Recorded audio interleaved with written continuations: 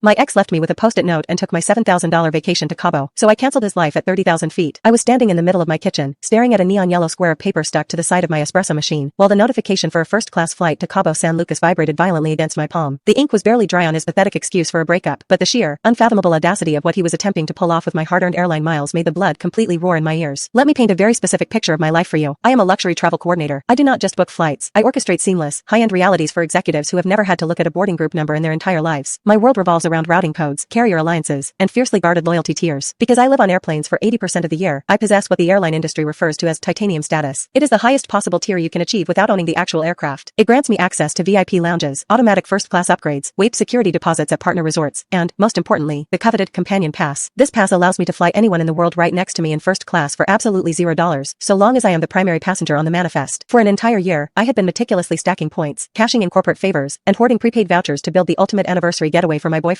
Mark. The itinerary was a masterpiece. I secured a $5,000, 5-night stay in an oceanfront suite at a brutally exclusive resort in Cabo, complete with a private infinity plunge pool and a dedicated butler. I even used my saved corporate American Express to prepay for a $1,500 romantic sunset yacht charter. The entire trip was valued at roughly $7,000, but out of pocket, it cost me almost nothing but my sanity and my accumulated miles. Then, 2 weeks before the departure date, Mark vanished. He didn't have the spine to sit me down on our velvet couch. He didn't even have the decency to call me. I came home from a brutal 4-day stint orchestrating a corporate retreat in Aspen, dragging my Rimowa suitcase through the front door, only to find half his closet empty and a post-it note slapped onto the coffee maker. Clara, I need space to breathe. I'm going completely off the grid to find my authentic self in solitude. Don't wait up. That was it. 3 years of living together, completely erased by 2 sentences of cheap, pseudo-spiritual therapy speak. I spent the next 14 days in an absolute fog of misery. I didn't cancel the Cabo trip right away because looking at the itinerary in my travel portal felt like staring directly into the sun. I simply couldn't stomach the administrative task of dismantling the vacation I had built for us. I let it sit there, a digital ghost of a relationship that was already dead. That is, until this morning. I was standing in the kitchen, nursing a scalding cup of black coffee, when my phone screen illuminated on the marble counter. It was a push notification from the Aero Global Alliance app. Flight AG 482 to Los Cabos. Check-in complete. View boarding passes. My brow furrowed in deep confusion. I hadn't checked in. I wasn't even packed. I set my mug down with a heavy clink and picked up the phone, bypassing the facial recognition to open the portal. My eyes scanned the green confirmation banner, and I felt the heat rising in my neck and my vision went blurry with rage. Passenger 1, Mark Davis. Passenger 2, Tiffany Lawson. Tiffany, the work bestie. The aggressively perky junior account executive who always lingered a little too close to Mark at company happy hours, constantly laughing at jokes that weren't funny while her heavy application of Santal 33 perfume choked the air around them. At this exact moment, staring at the digital footprint of his betrayal, he probably thought he had pulled off the perfect heist. He assumed he was flying off into the sunset on my dime, completely untouchable, but he fundamentally misunderstood the absolute, ironclad control I had over those reservations. Over the next few hours, I wouldn't just cancel a hotel room. I would wait until he was trapped in a metal tube at 30,000 feet over the Gulf of Mexico to systematically detonate his entire life. By the time his flight touched down, he wouldn't just be facing armed airport security tearing his luggage apart. He'd be completely stranded in a foreign country, stripped of every cent to his name, and brutally abandoned by the very woman he brought to replace me. For full version follow on screen instructions.